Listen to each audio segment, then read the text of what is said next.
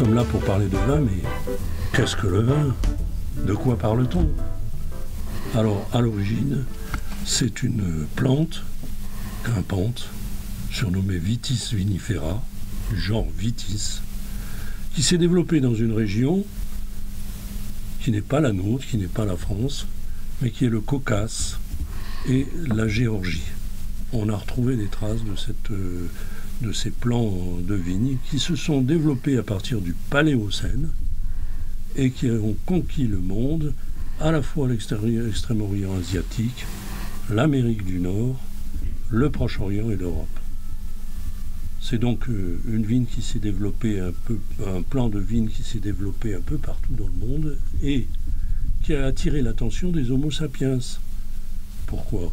Parce qu'ils ont observé que les oiseaux étaient friands de ces petites baies qui venaient des vignes. Alors, ils se sont dit, mais peut-être on peut en faire quelque chose, d'autant plus qu'une fois dans les outres, elles macéraient, elles apportaient un jus extrêmement agréable à boire. Le vin s'est donc développé. On a découvert 8 jarres de 300 litres décorés d'hommes dansants, je ne sais pas pourquoi, et de grappes. Ceci en 5980 avant Jésus-Christ. Ouais. C'est dire si l'histoire de la vigne et du vin est quasiment identique à celle de l'évolution des hominidés. C'est vrai.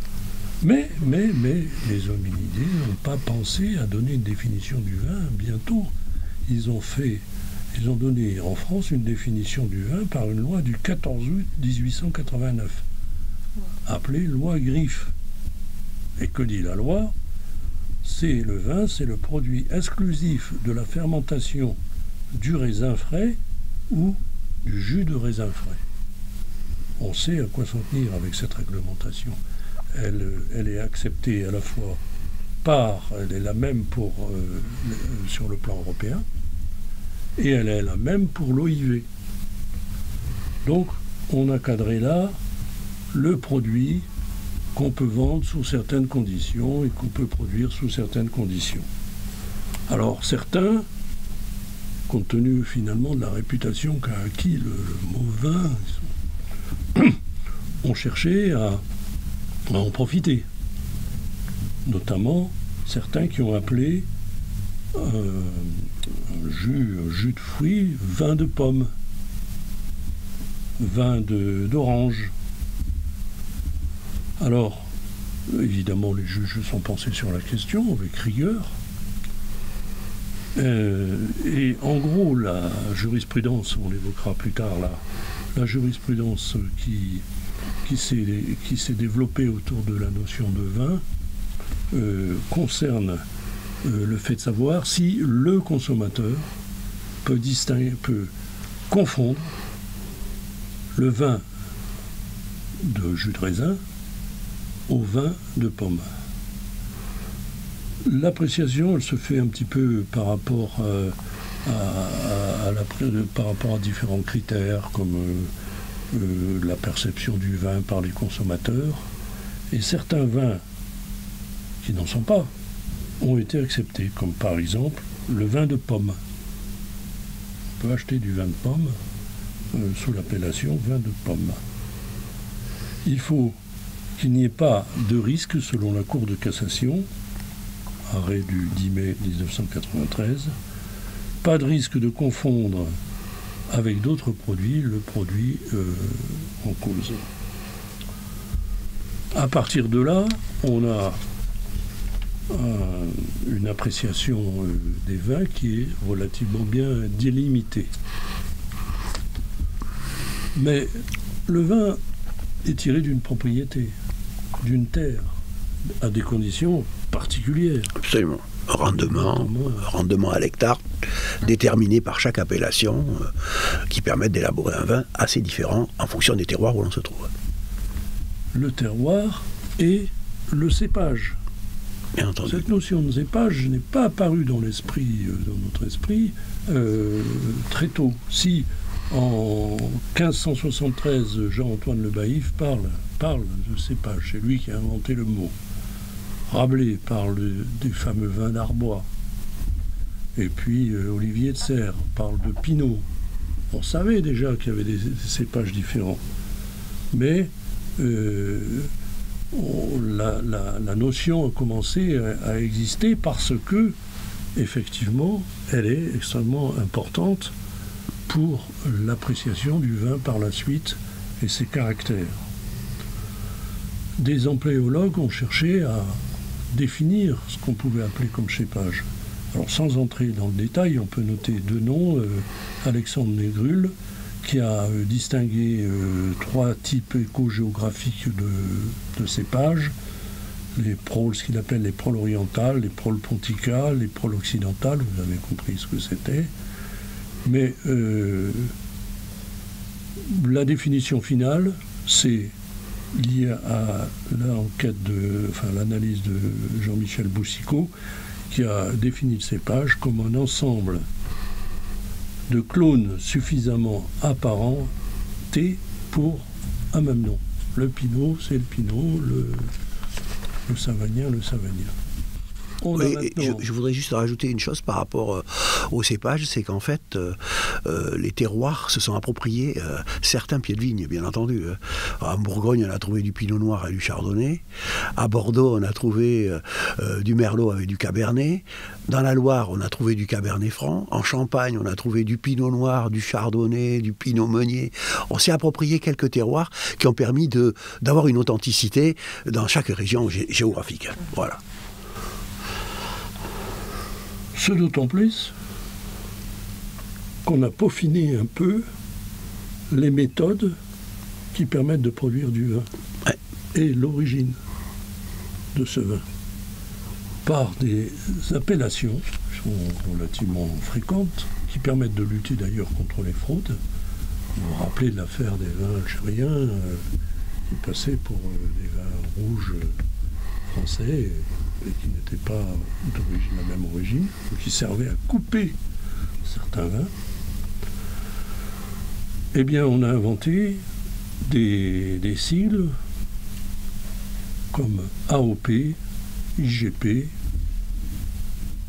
Et la dernière en date, c'est Vins de France. Et Vins de France. Voilà. Qui regroupe tous les vins qui ne rentrent dans aucune autre catégorie. D'accord. L'AOP, appellation d'origine protégée, c'est un savoir-faire qui est porté à la connaissance du consommateur.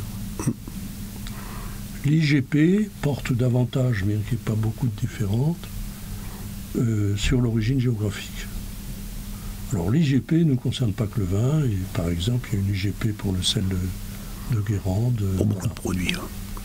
Mais ces deux labels permettent, et Vins de France, qui permet aussi de savoir d'où vient le vin, encore que la mention de l'origine soit obligatoire, ces deux labels ont permis de porter, enfin de mettre le vin, de sortir la différence entre les vins par le haut.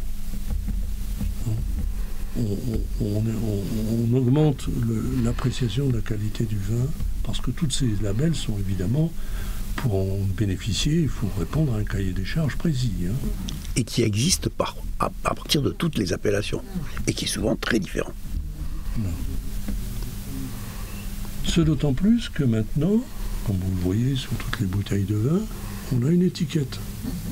Oui, il y a toute une législation liée à l'étiquetage et aux mentions obligatoires. Il y a des mentions obligatoires. Oui, voilà. On va en parler. On va en parler. Ouais. Notamment avec les ingrédients qui va arriver. Absolument. Non, ouais. Absolument. Alors il y a longtemps que les viticulteurs essayent de dire, font le nécessaire pour distinguer leurs vins des autres vins. Notamment à Rome, les jarres de certains producteurs étaient signés et avec un pinson, et il ne s'agissait pas de les confondre avec d'autres. Nous avons l'étiquette. Depuis pas longtemps, finalement. Parce que ce n'est qu'en 1924 que Philippe de Rothschild, qui a fait appel à un affichiste, à qui il a demandé de dessiner l'étiquette de son château Mouton Rothschild. Et là, nous savions quel vin nous avions entre les mains. Ce d'autant plus que la législation européenne, dans un règlement de 2018, a exigé que 9 mentions obligatoires soient portées sur l'étiquette. De quoi s'agit-il? Dans le désordre, le titre alcoolique, l'indication de la provenance, IGP, AOP, nom et adresse de l'embouteilleur, vous la trouverez, le numéro de l'eau, les allergènes, présence de sulfite, Absolument. le message sanitaire, éventuellement, et la teneur en sucre, brut, sec, etc. Ces mentions, vous devez toutes les retrouver sur les bouteilles de vin. Absolument. Ouais. Obligatoire. Par contre, certaines mentions restent facultatives, encore que certaines soient mises bien volontiers par le viticulteur, comme le millésime,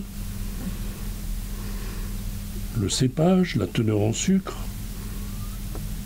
les mentions AOC et IJP, les méthodes de production, vous avez vu souvent conservé en fût de chêne, l'indication géographique, un petit discours sur la terre, Ouais, pour un terroir. le village, le Précisément pour préciser un terroir. Voilà. La présence de sulfite. Et la présence de sulfite obligatoire. Ah, ça c'est obligatoire. On Les avait- allergènes, c'est de l'allergène. Ok. Bruxelles a travaillé sur le sujet. La prochaine commission va certainement arrondir les angles, de mettre le degré de sulfite que l'on mettait dans chaque bouteille. Ça, c'était une mention qui avait été demandée. Bon, les lobbies du marché du vin mondial ont réussi à faire reculer cette échéance, mais ça va revenir sur la table. Ça, c'est fatal. Et le vin nature. Le vin nature, c'est uniquement une méthode de travail de la vigne. C'est pas le vin. Le vin nature, c'est la méthode d'élaboration du vin. Et eux ne mettent pas de sulfite. Si, C'est on en peut. général ce qu'ils vendent Si on met dans pas, leur- si on met pas de sulfite, on fait pas de vin. Bah, voilà. Donc on s'arrête à cette notion-là. Non, la méthode d'élaboration du vin peut être naturelle ou en biodynamie. Oui. Naturelle, c'est la méthode d'élaboration. La biodynamie, c'est on travaille avec le système lunaire et cyclique, voilà, tout ça. Mais ça n'influence pas le goût du vin. C'est juste une méthode de travail. Et les sulfites sont toujours présents. Et les sulfites sont toujours présents. D'où l'importance d'avoir Le taux. La le po- taux. Oui, c'est pour ça que Bruxelles s'était battue. Parce que quand les gens se sont mis dans ces différentes classifications, on voulait les différencier. Et on n'avait pas le lobby, encore une fois de plus, du vin, a réussi à faire résister de ne pas pouvoir mettre ce taux. Mais ça va revenir sur la table, je le répète. Alors, Atlas Motlist, le nom de l'exploitation, bien entendu, c'est important, encore que c'est facultatif. Vous avez remarqué qu'on trouve souvent maintenant des vins qui n'ont pas de nom de l'exploitation en évidence, mais des appellations un peu originales, genre les copains d'abord, ou la fermière, ou voilà. Ça, ce n'est pas obligatoire de mettre le nom du vin, de l'exploitation, pardon. Et puis, les symboles qualitatifs, les médailles, voilà. Par exemple, pour le bio, il faut mettre, on ne peut pas faire état d'un vin bio sans mettre le logo bio. La législation sur le bio, d'ailleurs, s'est développée petit à petit, parce que, bon, moi-même, j'ai plaidé des affaires les premières affaires sur le bio, mais là, c'était pas dans le domaine du vin, c'est dans le domaine des céréales. Vous avez sans doute remarqué qu'à une certaine époque, tout était bio. Oui. Et là, pourtant, la Commission européenne, enfin, un règlement de la Commission européenne, était que ne peuvent être appelés bio que les produits marqués biologiques. Or, tous ces produits, et notamment les Danone, vous avez peut-être mangé des Danone bio, Sans doute. s'appelait bio, mais n'en était pas. Oui. Oui, c'était du marketing. Plus à dur. C'était du marketing, les crèmes de soins de visage bio qui rend les femmes plus belles. parce qu'elles sont bio. Ouais, c'est ça. Il fallait que ça cesse. Ah ouais. Et c'est pas fini. Et effectivement, j'ai fait état, quand j'ai plaidé, du fait que bio c'était partout. J'ai sorti un yaourt bio, il y avait de l'huile bio. Mon attaché caisse rempli de produits bio qui n'étaient pas. Mais la jurisprudence s'est montrée, sans être extrêmement sévère, mais extrêmement perspicace, en ce qu'elle a condamné mon client, mais de façon pas trop sévère, dans la mesure où on était au début un petit peu de la recherche de l'encadrement du bio, sous la notion de tromperie sur la marchandise. Elle aurait pu, il y avait aussi une autre, tous ces produits bio qu'on voyait, notamment les yaourts Danone, pouvaient être condamnés pour tromperie sur la marchandise. Ah oui, et c'est sans doute pour la raison pour laquelle cette grande entreprise a mis un tampon sur un genre de tampon sur le yaourt en mettant « ce produit n'est pas issu de l'agriculture biologique ». Oui, ce qui était une sage précaution. Bien sûr. Voilà. Tout le service juridique et les avocats derrière ont su anticiper être au courant de la jurisprudence. Voilà. Et il est bien entendu que pour revenir sur le marché du vin, quand on met en AB sur une bouteille, mais le vrai terme, c'est vin issu de l'agriculture biologique. D'accord. Le vin, une fois qu'il est rentré dans le chai, le bio, on a déjà oublié. C'est le sol qui est bio. Le vin, il en a besoin de tout un tas de médicaments, de produits pour arriver, pour le stabiliser, pour l'arriver. Et là, c'est de la chimie. Mais c'est important de le préciser. Mais c'est important de le préciser, absolument. Voilà. Alors, l'étiquette est très réglementée, mais la publicité pour le vin et la promotion pour le vin est très réglementée. Avec la loi Evin, d'accord, mais bien avant, en ce qui concerne les supports publicitaires, il y a l'article 3323.1 du Code de la santé publique qui fixe les limites dans lesquelles on peut faire de la publicité pour le vin. Et les juges, toujours très passionnés par ce sujet, font une interprétation fine et approfondie, perspicace, de la validité de la publicité qui est faite. Il faut le reconnaître. Dans différentes affaires, comme par exemple l'affaire Glenfiddich, affaire qui a été jugée par la Cour de cassation le 20 octobre 2001, eh bien la publicité faite sur Internet par cette marque a été analysée par les juges qui ont estimé que la publicité faite par cette entreprise n'avait pas de caractère objectif, qu'elle n'était pas susceptible de permettre une distinction, en gros c'est le critère, si on résume tous ces critères qui ont été évoqués, une distinction, la distinctivité par rapport au produit original. Et puis, dans l'affaire Ricard, par exemple, qui date du 23 mai 2012, la Cour a estimé, la Cour d'appel de Paris, a estimé que ce procédé de publicité était très intrusif. Effectivement, vous savez, on peut mettre sur son réseau cette publicité, qu'elle n'était pas bien contrôlée et que, par voie de conséquence, elle devait être interdite. Ça va loin. C'est-à-dire que les juges se montrent très rigoureux. Notamment aussi sur les mentions obligatoires sur ces publicités. Ouais. Oui. Parce qu'il y en a également. Absolument, absolument. Ouais. Et elle est rigoureuse aussi dans les supports qu'on peut utiliser. Nous aurions pu avoir ici une table avec une campagne publicitaire d'une boisson alcoolisée.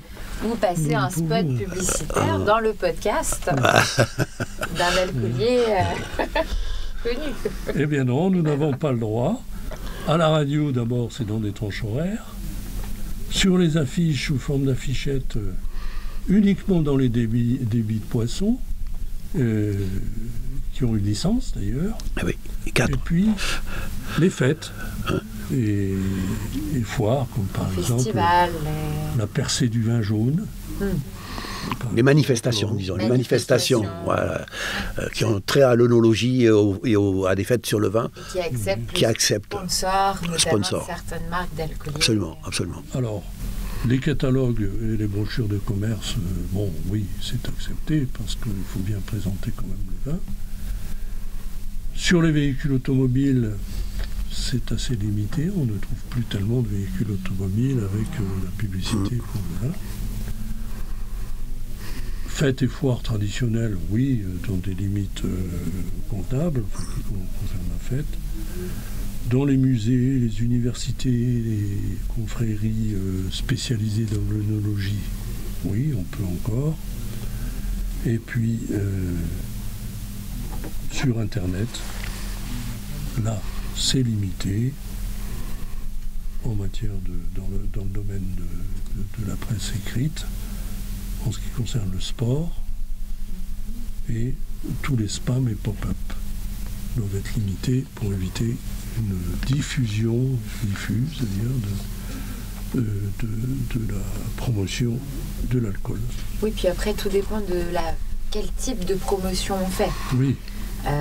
Si on fait une promotion, vous pouvez gagner en participant à ce jeu 1 an de champagne gratuit, limité. Bon, voilà. Là, par exemple, sur le vin fou que nous avons devant nous, je vois vin de fête. Oui. C'est une mention qui pourrait être auprès des juges, peut-être discuter si par exemple demain on en faisait la publicité. Pourquoi est écrit vin de fête sur l'étiquette? Ça peut donner l'impression qu'avec ce vin, on ait envie de faire la fête. C'est vrai, c'est vrai. Plus que de raison. Ça peut voilà. Si demain on fait une publicité par exemple sur Instagram, on pourrait peut-être être exposé à des personnes qui viendraient nous dire l'étiquette est un peu... C'est pas bête. Ça peut. C'est la version épicurienne. Voilà. Parce que moi, ma version, c'est que... Le vin de fête. Oui, c'est que... Il n'y a pas écrit vin de déprime. C'est qu'elle a été très bien qualifiée.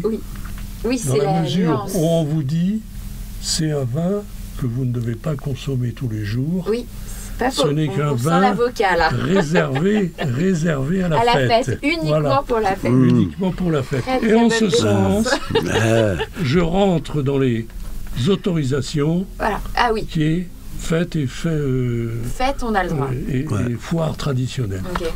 C'est une excellente observation. Mais on la voit très rarement. Enfin, c'est rarement marqué sur les bouteilles. Très très rarement marqué. Et ça en fait justement. Et c'est très bien. Au final, avec votre argument. Oui. Excellent. Je pense que oui. Absolument. C'est un vin de fête qu'on devrait mieux connaître. Oui. Tu vois, je vais soumettre ça à quelques propriétaires pour pouvoir essayer de voir s'ils peuvent passer outre la loi. Le vin fou, c'était une appellation du domaine Henri Maire. À l'époque, les appellations étaient moins réglementées. Et on pouvait trouver sur les murs de certaines fermes, au bord de la route, Henri Maire, le vin fou. D'accord. C'est grâce à ça, parce qu'à l'époque, c'était peut-être moins réglementé, mais c'est grâce à ça que les vins du Jura ont connu une renaissance. D'accord, oui. Je précise que c'était des vins qui étaient très appréciés par François Ier. Okay. Et qui ont un petit peu sombré pendant un temps dans l'oubli. Et pour raconter une petite anecdote, puisque tu parles du vin fou Henri Maire, qui était donc une création du Jura, il existe en Touraine un vin qu'on appelle sauvage. Et le vin sauvage, c'est la maison Blanc-Foussy qui avait inventé ça. Le vin sauvage de ces Blanc-Foussy. Donc, si on met les deux ensemble. Donc, et on ne sait pas qui a copié l'un, qui a copié l'autre. Je pense qu'Henri Maire avait un peu d'avance. Oui. Et autre question, pourquoi l'année ne figure pas, par exemple, sur cette bouteille ? Ce n'est pas obligatoire. Ce n'est pas obligatoire. Absolument. Voilà. Absolument. La plupart des bouteilles de champagne qui sont vendues sont vendues sans millésime. Par contre, une maison de champagne peut élaborer un millésime. Élaborer son millésime. Un vin millésimé. Ouais. Mais c'est pas dans son cursus obligatoire. Voilà. Là, on précise juste que la maison est depuis 1951. Voilà. Depuis, c'est tout. Et ça même, c'est pas obligatoire. Ah non, c'est pas obligatoire. Voilà. Okay. C'est juste pour donner une idée de la création, du vin, puisque le vin a été créé en même temps que le propriétaire a lancé sa maison. Okay. Alors ce vin, vous me direz, et si on le buvait, c'est le principe de la dégustation. Il faut déguster le vin, parce que il est vrai quand même que même en France, même pour les Français, la culture de la dégustation n'est pas évidente. Non. De nombreux repas ont lieu sans qu'on prenne le temps de mettre une opinion sur le vin qui nous est servi et qui souvent est un très grand vin. On apprécie le vin. Bon, il est bien certain que les grands vins vont avoir une multiplication des goûts, des sens qu'on peut avoir, qu'on ne trouvera pas dans un vin plus ordinaire. Il y a une richesse des saveurs qu'on ne trouve pas dans un vin ordinaire. Oui, après, quand on est œnologue, c'est un travail avec le nez, avec les yeux, avec tous les sens. Très précis. Il existe un dictionnaire d'ailleurs. Il existe, je l'ai à la maison, plus ou moins grand. Il y a la version avec 30. Où on met toutes les robes. Oui. Et après, on doit trouver toutes les robes et tous les goûts. Oui, et on doit aussi sentir, il y a ce... le petit flaconnage là, de Monsieur Lenoir. Voilà, je cherchais. Et ça, c'est extra, ça. Parce qu'en fait, on part d'un produit complètement neutre, et on a l'arôme dans chaque petite bouteille qui est différent. Ça, c'est hyper intéressant, très, très intéressant. C'est une très grande énergie. Ce monsieur, il a fait fortune en créant son coffret d'aromatique. Très, très bon. Je l'ai connu. C'est très, très... On me l'a offert parce que j'avais contracté le Covid.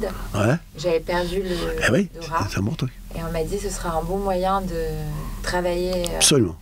Mais c'est très précis et très intéressant. C'est un métier. Ah ouais, c'est un métier. Ouais. Voilà. Je vous le confirme, c'est un métier. Parce qu'on parle de dégustation, mais tout le monde n'est pas à même de déguster.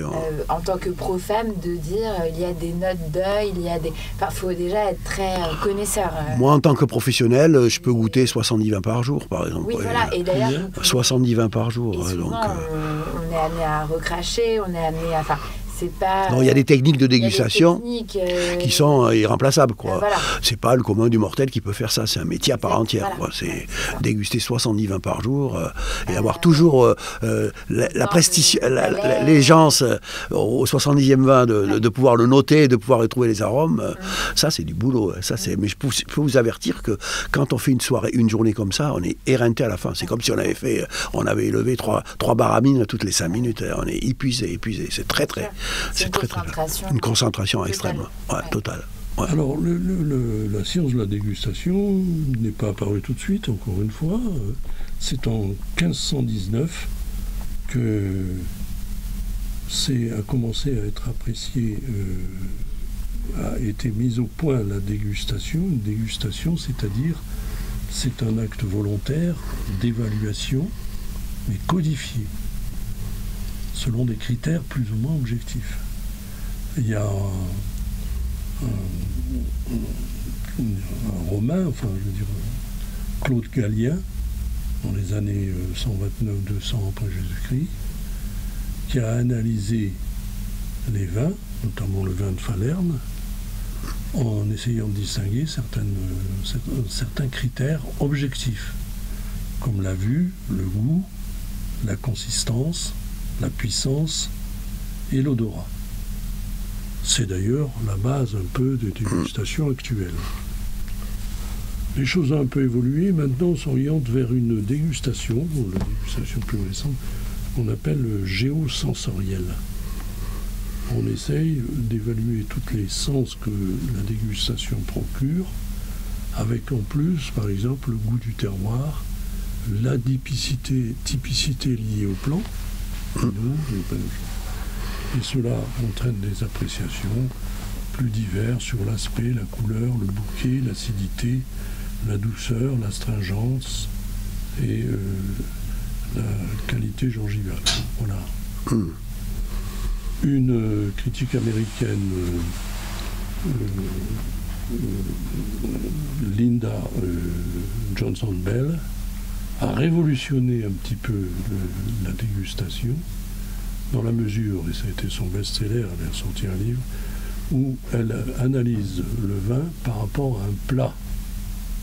Son livre « Quel vin, quel plat ?» quel vin a obtenu un franc succès.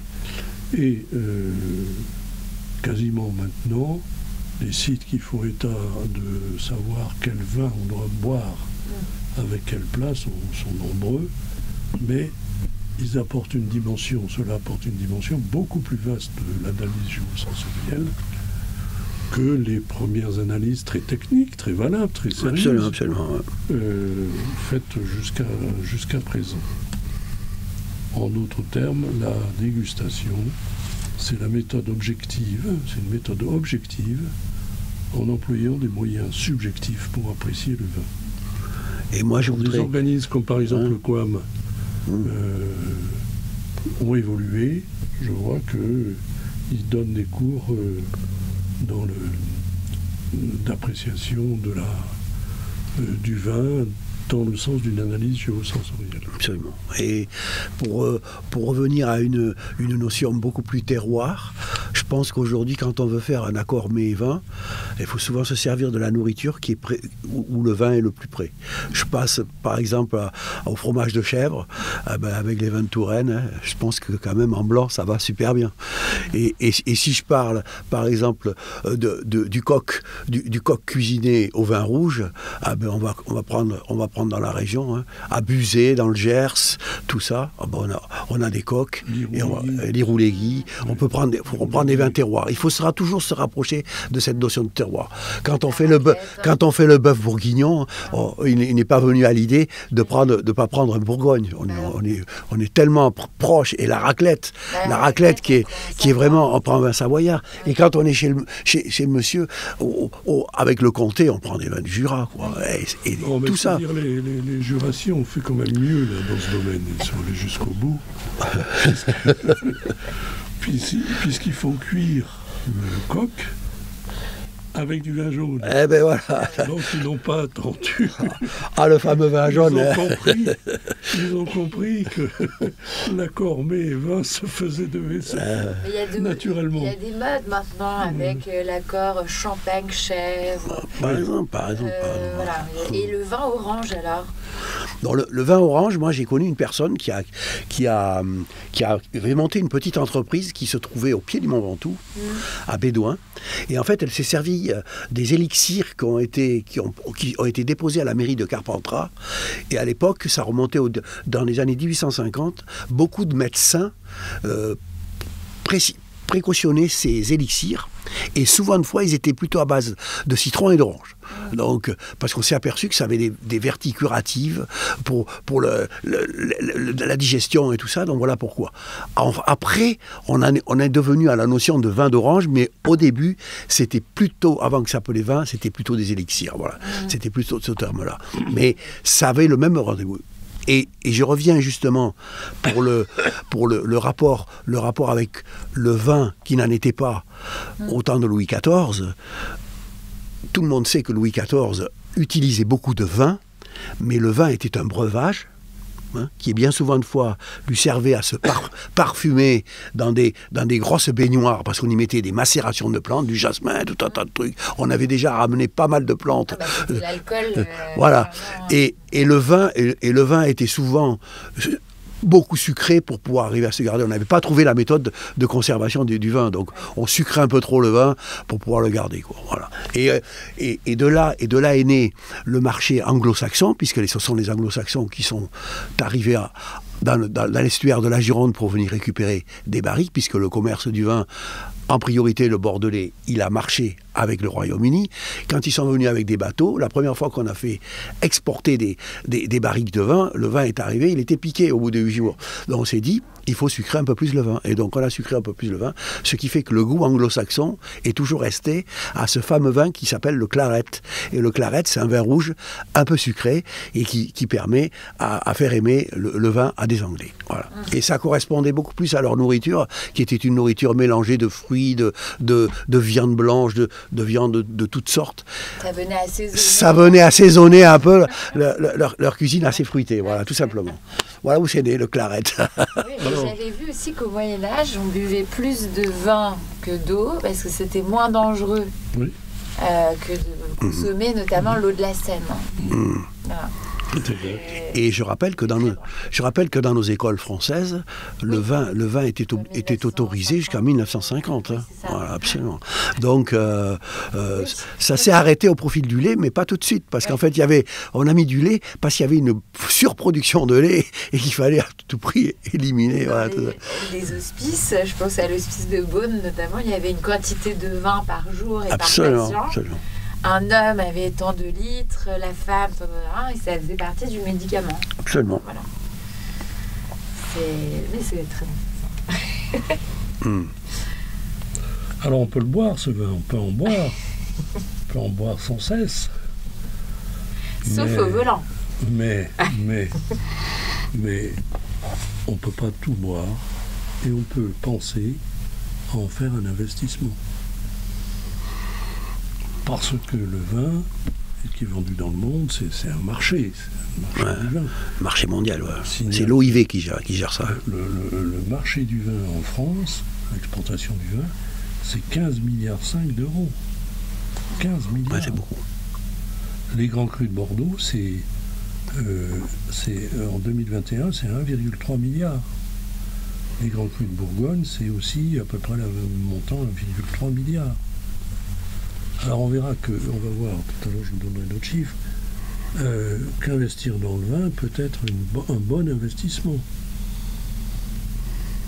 Comment faut-il faire pour investir dans le vin? Il y a quand même une règle fondamentale qui permet, lorsque l'on veut vendre, de réaliser une plus-value. La règle fondamentale, c'est d'acheter les vins du top de la production de vin française. Je parle des grands vins de Bordeaux, dans l'appellation premier cru. Ou d'autres, mais qui sont dans la liste. Beau domaine. Ouais, de beaux domaines. Bonne origine. Dans la liste des grands crus de Bordeaux, il y a 61 grands crus, 5 premiers crus, 14 seconds crus, 14 troisième crus, 10 quatrième crus et 18 cinquième crus. Là, il y a de quoi faire. Hein, lorsqu'on tape à ce niveau-là, quand on Bourgogne, tout le monde connaît il faut juste ne pas les consommer tout de suite. Voilà. Donc, à la différence de cet investissement, lorsqu'on achète des vins, la durée de l'investissement doit être, je dirais, le dénouement de la durée de l'investissement doit se faire au bout d'un certain temps. Pourquoi? Parce que les vins ne se gardent pas éternellement, à part le Château Chalon qui peut se garder 100 ans, ce qui est exceptionnel. En général, les vins grands crus, par exemple, c'est 30 à 50 ans. Les Bourgognes, 6 à 8 ans. Et les Jura rouges, 4 à 8 ans. Et les blancs, 2 à 8 ans. Ce qui, quand même, est une durée, si on ne peut pas considérer ça, nous avons eu l'occasion de parler du diamant ici. C'est court là, comparé au diamant. Voilà. Nous ne sommes plus dans la même durée d'investissement. Voilà. De même d'ailleurs, on pourrait dire l'immobilier. L'immobilier connaît des hausses. Je voudrais juste faire un petit aparté pour parler des vins, de la vente en primeur. Il est évident que c'est un marché qui existe aujourd'hui. On vient de goûter les vins de Bordeaux, comme on a goûté les vins de Bourgogne. Et ces vins-là vont avoir forcément, à la sortie de cette dégustation, une cotation. Cette cotation, elle va se monnayer. Différents propriétaires vont proposer des prix sur la place, sur le marché mondial, sur la bourse du vin. Ils vont proposer des prix et il va y avoir des investisseurs qui vont acheter. Il faut savoir que le marché des vins primeurs, c'est en ce moment. On achète le millésime 2023, on n'aura pas les bouteilles, mais on va acheter. On va faire du cash. On va acheter. On achète en hors taxe C'est-à-dire on achète tous les vins qu'on positionne, généralement en fonction du prix de la bouteille. Ça peut être des caisses de 3, des caisses de 6, des caisses de 12. On se positionne, on achète. Alors généralement, c'est les importateurs dans les grands pays qui viennent et qui sont les plus gros pourvoyeurs de vins pour la planète entière, et ils viennent se positionner là-dessus. Donc, il faut savoir que le vin, on l'aura que 18 à 24 mois plus tard, hein, pour récupérer virtuellement les bouteilles. Donc, il y a eu la production attendue. La production, on l'a, puisqu'on a dégusté le vin. On ne vend que ce qu'on est sûr. Voilà. La part de l'ange dans le vin, on arrive à la mesurer très très facilement. C'est pas comme le whisky où il y a une évaporation beaucoup plus importante. Dans le vin, il y a une évaporation, mais qui est calculée parce voilà, très précis. Ça part pas plus, même si on est dans des réchauffements climatiques. Tout ça, il n'y a pas d'aléa, ça bouge pas, c'est mieux. Alors, il est évident que à partir du moment où on a récupéré ces bouteilles, elles vont avoir changé de prix. Vous, quand vous allez récupérer les bouteilles, la seule part qui vous reste à payer, c'est la TVA. La taxe. Donc, à partir de là, vous avez récupéré vos bouteilles, vous pouvez les positionner sur une bourse. Sur une bourse qui va vous faire s'étalonner pour savoir si vous l'avez acheté 50 francs hors taxe, est-ce que vous pouvez le vendre avec la TVA, ça va faire 65 ou 70? Est-ce que vous allez pouvoir la vendre 90, 3 ans, 4 ans après? Il n'y a que quelques étiquettes qui peuvent flamber comme ça. C'est pas tout le monde qui peut flamber comme ça. Mais il y a quelques étiquettes qui nous permettent de pouvoir faire une rentabilité. C'est l'offre, c'est la loi de l'offre et de la demande, tout simplement. Voilà. S'il y a une demande importante sur le produit, il est évident que votre produit va spéculer tout seul. Il va monter. Il n'y a pas forcément une bourse, mais il va monter parce que on va jouer uniquement avec des étiquettes qui sont importantes et difficile à trouver, forcément. Rare. Voilà, il n'y a que quelques étiquettes qui vont pouvoir faire briller ce marché. Et là, la rentabilité peut être très importante. Voilà, ça c'est très très intéressant comme marché. Et ça fait partie de la spéculation de beaucoup d'investisseurs. Oui, mais alors on arrive investisseur, imaginons par exemple Cheyenne veut investir. Il s'y connaît assez peu pour le moment sur ce marché-là. Qui il doit aller voir pour... Il faut qu'il se rapproche d'un site marchand. Voilà, site marchand. Aujourd'hui, les châteaux, même en direct, proposent de la vente en primeur. Okay. Et puis il faut directement. On peut le faire. La vente en primeur, c'est directement avec il y a quelques investisseurs qui se positionnent au milieu, mais on peut la faire directement au château, hein, absolument. Donc ça représente une plus-value importante. Et ça, les propriétaires, ils aiment bien cette bourse-là. Elle est fiscalisée. Elle est un petit peu... Elle est taxée. Non, elle n'est pas taxée du tout. Vous allez être taxé si c'est votre job, si vous êtes commerçant, vendeur. Voilà. Là, vous allez être taxé sur la vente. Mais autrement dit, souvent de fois, ça part sur des sites marchands. Et là, la taxe, il n'y en a pas. Si vous appelez quelqu'un et lui dit, voilà, j'ai 2 caisses de Margaux, je les ai payées 50 €, je les vends 100 €. S'il y a le mec qui se présente à la porte, vous allez les vendre à 100 €, et puis c'est tout, basta. Il n'y a rien. Le gars, il va vous payer, puis vous repartez, terminé. Voilà. Ah ouais. Oui, pour avoir une idée de l'augmentation des prix, parce que... c'est un gros business. Ça peut atteindre des sommes importantes. Ah oui, absolument. Les vins, les grands crus de Bordeaux, en 2021, je vous ai dit, faisaient 1,3 milliard. Leur augmentation à l'export, ça a été de 42%. Donc vous imaginez, le Bourgogne, c'est 28%. Donc vous avez des fois, comme on vient de le dire, des surprises.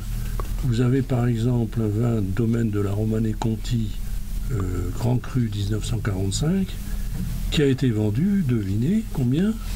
482 000. Une bouteille. Hein. J'allais dire 10 000, mais là j'étais rendu compte. 482 000.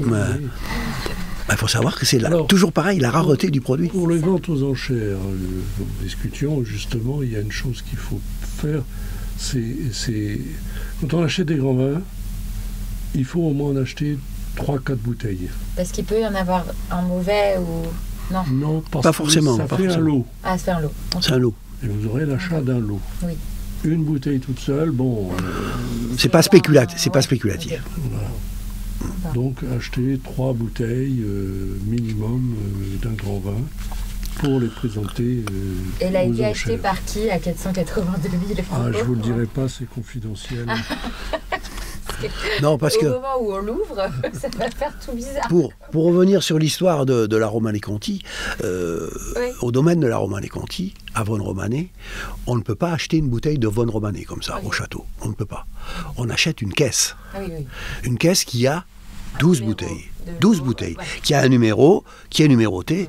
Vous achetez 12 bouteilles. Dans cette 12 bouteilles, il y a de la Romanée-Conti, il y a de la Romanée-Saint-Vivant, il y a du Latache, il y a du Risbouille, il y a du Grand Téchézo, il y a les 4 journaux, il y a du Chassagne, il y a du Montrachet, enfin, il y a tout plein de bouteilles, tout plein de bouteilles. On arrive à 12 bouteilles, parce qu'il y a des bouteilles qui sont doublées. Et donc, à partir de là, ça a une certaine valeur. Aujourd'hui, cette caisse de 12 bouteilles, quand elle est vendue au domaine de la Romanée, ça vaut 60 000 euros, quoi. 60 000 euros la caisse de 12. Voilà. Alors, quand on vend à la découpe, il est évident que le ratio peut être très important. Il faut déjà pouvoir investir. Voilà, il faut quand même investir, grosso modo. Voilà. Alors, mais c'est assez stable comme... Oui, mais par contre, pour se positionner aujourd'hui, pour avoir une caisse de Romanée-Conti, si vous allez voir monsieur, la famille de Vilaine, il va vous dire, mais là, monsieur, vous êtes, on est en 2024, c'est dans 10 ans, 2035, 2036, je vous mets sur la liste. Ah, d'accord. Donc voilà. Oui. Ben ouais, parce qu'il... 10 ans à peu près. Ah ouais, c'est 10 ans d'attente. 10 ans d'attente. Ouais. Ah bah c'est comme les yachts sur les ports. Hein. Non, c'est... c'est encore une fois de plus, moi je dis... Non, mais on les achète. J'ai fait beaucoup de... Il faut déjà faire le chèque. Ah, il faut déjà faire le chèque. Ouais, voilà. Donc j'ai déjà fait beaucoup de réunions avec des investisseurs pour leur dire que au bout d'un moment, où moi je vais m'arrêter, c'est vous trouvez les vins. Je ne vais plus les trouver, les vins. Ah oui. Je ne vais plus les trouver. C'est plus possible aujourd'hui, on ne peut plus. La demande, le marché Internet a révolutionné complètement ce commerce de quelques bouteilles et qui leur permet de spéculer au maximum. Mais malheureusement, le marché, il est tout petit, tout petit. Voilà. Alors c'est pour ça que moi, dans l'investissement, je propose aussi à ceux qui veulent investir dans le vin d'acheter carrément un vignoble. Oui, là, on voit plus grand. Là. On peut avoir des partenariats avec des caves. Hein. On peut acheter un hectare, on peut acheter un... Les Chinois ont pas mal acheté dans le Bordelais. Ouais, dans le Bordelais, ils ont beaucoup acheté. Ouais. Mais je pense, enfin moi, il y en a certains qui sont repartis, qui n'étaient pas très satisfaits de l'investissement.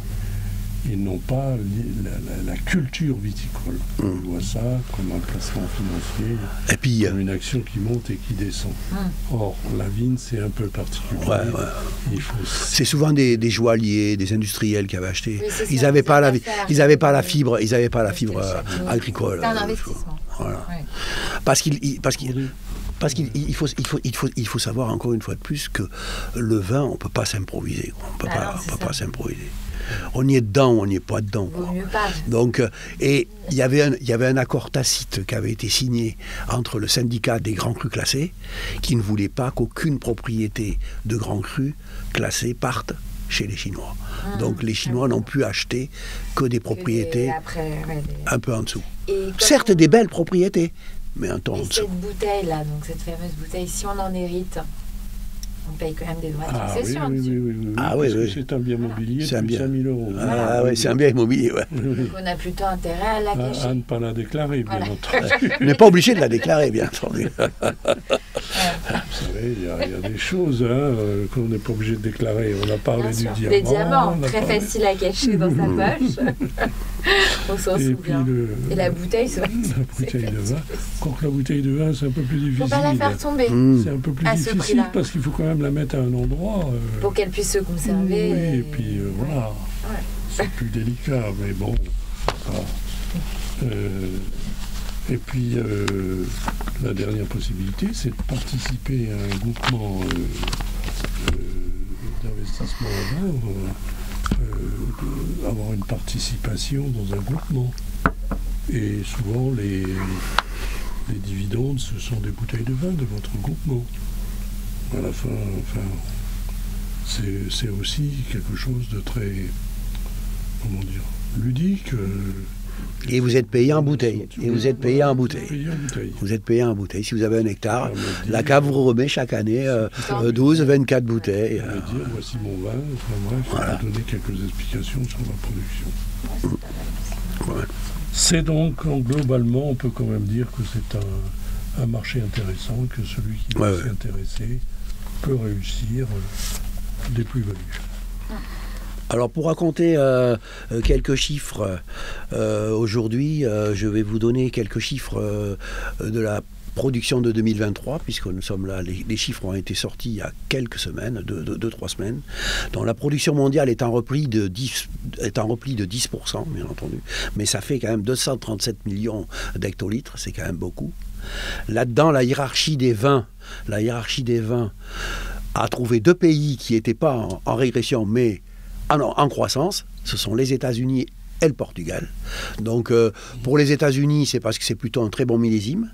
Et pour le Portugal, je crois qu'il y a eu un accroissement du vignoble un peu plus important, ce qui permet d'avoir une production bien entendu supérieure. Donc, et là sur ce classement, sur les 3 meilleurs pays qui sortent leur étoile, si je peux dire, c'est la France, l'Italie et la Chine. Alors pourquoi nous on est passé devant? Parce qu'en fait l'Italie étant, avec le réchauffement climatique, a perdu beaucoup, moins 20% de production. L'Espagne, qui est, je ne l'ai pas mis dans ce classement, mais qui est 4e, a perdu aussi 20% de sa production. La sécheresse, toutes les conditions climatiques ont fait. La Chine a eu des événements climatiques, notamment avec des barrages qui ont cédé, des pluies torrentielles sur la région des vignobles. On ne sait pas, en tout cas. Toujours est-il que quand même, ils sont 3e. Voilà. C'est la première année où ils accrochent la production de la 3e place. Vous avez déjà goûté un vin chinois? Ah oui, j'ai goûté des vins chinois. Moi j'ai goûté des vins qui sont élaborés par un très très grand vigneron français, donc forcément, mais ça vaut 25 € la bouteille. Et j'ai goûté que le basique. On en trouve très très peu. Donc sur le marché français, là, ce propriétaire-là élabore une cuvée qui vaut 70 €. Donc ça plus cher bouteille. Mais là on est sur la région de Nankin, donc le sud-est de la Chine. Et ça donne des vins assez sympas. Ouais. Et eux ont la culture quand même. Mais c'est beaucoup. Mais plus de la bière initialement. Ouais, mais c'est beaucoup apporté par des Européens. Oui, voilà. Des Européens et des Américains. Parce que les conditions climatiques en Chine sont très satisfaisantes. Parce qu'il fallait trouver l'investissement, parce que les vignes, il ne suffit pas de les planter. Il faut les ordonner, il faut les palisser, c'est un savoir-faire. Je pense qu'on est bien loin de leur culture classique, qui est le riz ou le sorgho ou le coton ou ce genre de trucs. C'est une autre culture. Il y a justement la critique de vin, Linda Johnson-Bell se préoccupe beaucoup des changements climatiques. Je pense qu'avec les changements climatiques, elle donne des conférences, j'ai eu l'honneur d'être invité, mais le changement climatique va rebattre les cartes de façon différente. Donc on peut penser que certaines régions ou certains pays, par exemple l'Angleterre peut produire. C'est devenu un pays qui est une valeur naissante, attention. Sur la carte, avec les bonnes conditions climatiques. Il y a des pays qui accroissent un peu leurs vignobles, c'est l'Angleterre, l'Inde, et ça fait partie de l'Inde, il y a beaucoup de vignes. Ça commence à devenir. Vous pensez que le sud de la France ou la Corse avec son rosé, ça... Je pense que ce qui va sauver la Corse, c'est qu'aujourd'hui, ils vinifient des vins qui ne sont pas très riches en alcool, donc ça va les sauver. Ils ne vendangent pas en surmaturité comme la plupart des autres régions viticoles de France qui ont besoin de... Ils ont le soleil très naturellement et eux, ça ne l'intéresse pas de faire monter le degré. Eux, ce qu'ils veulent choper, c'est l'aromatique de leur cépage. Et là, je pense qu'ils ont réussi. Voilà. Alors, il n'est pas rare de voir les bouteilles de vin corse qui sont à 12,5. Alors que nous, en France, sur le continent, on est 13,5, 14. C'est bien de regarder, de retourner les bouteilles. C'est assez sympa. Maintenant, vous savez tout, parce que on est au sud de l'Italie. Je vous ai donné les éléments réglementaires de ce qui est marqué sur les bouteilles. Donc, j'avais une autre petite dernière question.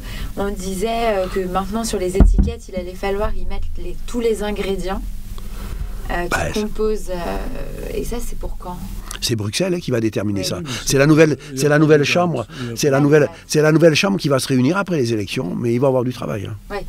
Mais il y a certaines réglementations il va falloir y venir, hein, de toute façon, obligatoirement. Hein. Le serait-ce que le premier travail, c'est le taux de sulfite sur la bouteille, ça va devenir. Ça, il faut absolument le mettre. Parce que c'est un allergène. Oui, c'est un allergène. Et puis, ça conditionne quand même beaucoup la culture des gens, ou l'envie des gens de boire du vin ou pas en boire. Ça, moi qui travaille, qui est conseiller pour un gros groupe, pour ne pas le citer, le groupe Auchan, les consommateurs me posent des questions par rapport au sulfite. Moi, les gens font l'amalgame entre le vin bio et le vin sans sulfite. Ça n'a rien à voir. C'est deux notions complètement différentes. On peut faire du vin bio avec du sulfite, on peut faire du vin bio sans sulfite, mais si on fait du vin bio sans sulfite, on ne fait plus du vin. Le vin, il ne va pas tenir. Il va falloir le boire une fois qu'on a ouvert la bouteille. Voilà. Donc, on ne peut pas se préciser. Ça n'a rien à voir. Les gens, ils pensent que parce que c'est bio, il n'y a pas de sulfite. Non, on est obligé d'en mettre un peu. Et quand on met sur une bouteille, puisqu'on les voit de plus, sans sulfite ajouté, on le voit de plus en plus sur les bouteilles. Voilà, ajouté, ça veut dire qu'on a mis le minimum. Voilà. On en a mis un peu, mais on a mis le minimum. Et on ne sait pas à quoi ça correspond. Voilà. Et on ne sait pas le pourcentage, mais on sait que c'est le minimum. Voilà. Il y aurait peut-être un ABCDE là plus tard. Peut-être qu'il y aura des lettres, qui vont donner la fourchette, c'est possible, c'est possible. Je laisse la commission travailler. À suivre, hein, on en reparlera autour d'un nouveau podcast. En tout cas, c'est possible. En tout cas, ça va forcément évoluer, bien entendu. On revoit les textes. Hein. Voilà, comme la notion de produit bio, où on élabore plus de 3 produits et qu'on met pour bio, il faudra bien déterminer que les 3 produits sont bio, parce que c'est comme fabriqué en France, enfin toutes ces entre transformé en France et fabriqué en France, là on joue sur les mots, absolument. Eh bien, merci beaucoup à tous les deux pour ce podcast passionnant, et on espère vous retrouver prochainement avec l'évolution sans doute de toutes ces lois. Absolument. Et de ces cadres réglementaires. Merci, à bientôt. Merci, au revoir. Merci, au revoir.